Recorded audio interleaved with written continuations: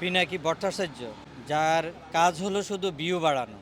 যার কাজ হলো শুধু গুজব ছড়ানো, যার কাজ হলো শুধু মব সৃষ্টি করা, এই লোকটি বাংলাদেশের কোনো উপকারে আসে না, একমাত্র ক্ষতি ছাড়া। এই লোকটি বিভিন্ন সময় বিভিন্ন লোকজনকে দিয়ে,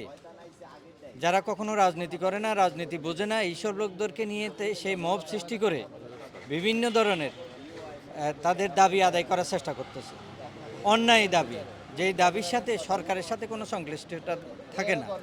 আপনারা জানেন নির্বাচনের আগের দিন সে যে কান্নাকাটি করে জামায়াতের পক্ষে নির্বাচন প্রচারণা করেছিল এবং কান্নাকাটিও করেছিল যে জামাত ক্ষমতায় চলে আসতে বিএনপির কোনো অস্তিত্ব থাকবে না, এই থাকবে না, সে থাকবে না, অনেক ধরনের গুজব তিনি ছড়িয়েছেন। যার জন্যে আপনারা দেখেছেন নির্বাচনের আগের দিন সারা বাংলাদেশে একযোগে সারা রাত যেভাবে জামায়াতের নেতা কর্মীরা কেন্দ্র দখল,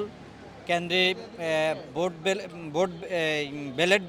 ব্যালট বাক্স ছিনতাই এবং ব্যালট সিল মেরে ব্যালট বাক্স ভর্তি করা,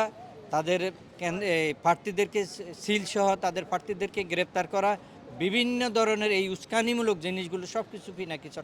ভট্টাচার্য করেছেন। আমরা চাই আগামীতে এই পিনাকি ভট্টাচার্য যেন বাংলাদেশের কোনো নেতা কর্মীকে, কোনো দলকে, বিশেষ করে জামাত এনসিপি, এরা যেন তাদের কথা না শুনে এবং এই যে ইনকিলাব মঞ্চ কোনো জামাতের নয়, ইনকিলাব মঞ্চ কোনো পিনাকির নয়, ইনকিলাব মঞ্চ কোনো এই এনসিপির নয়। আপনারা জানেন যে ইনকিলাব মঞ্চের প্রতিষ্ঠাতা জনাব ওসমান হাদি